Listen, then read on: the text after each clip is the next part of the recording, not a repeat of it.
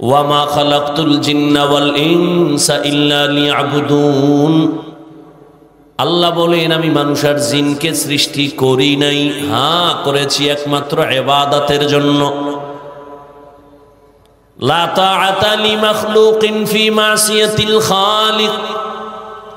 রহমতের নবী বলেন আল্লাহকে বেজার করে ভিন্ন কাউকে মেনে নেওয়া, কারো কথা মানা হারাম।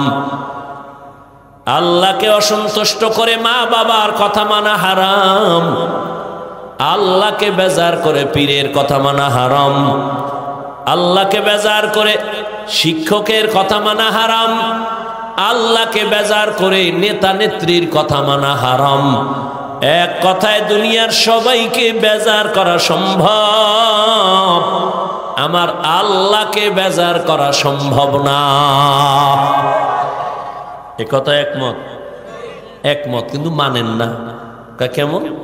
দাড়ি রাখলে আল্লাহ খুশি, আত্মীয় স্বজন বেজার। এখন তুমি আল্লাহকে বেজার কইরা কি আত্মীয় খুশি করতে গিয়া দাড়ি কাটবা, নাকি আল্লাহকে খুশি করার জন্য দাড়ি রাখবা? এটা তোমার ইমানের পরীক্ষা। পর্দা যদি করো আমার আল্লাহ খুশি, তোমার আত্মীয় স্বজন বেজার।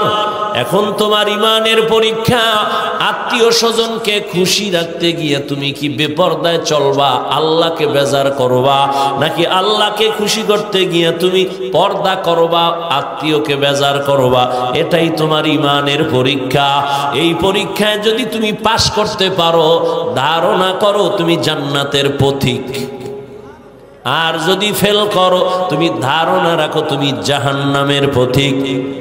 তুমি জান্নাতি এটা না, তুমি জাহান্নামী তাও না, কিন্তু পথে আসো, ফিরার সুযোগ আছে না নাই?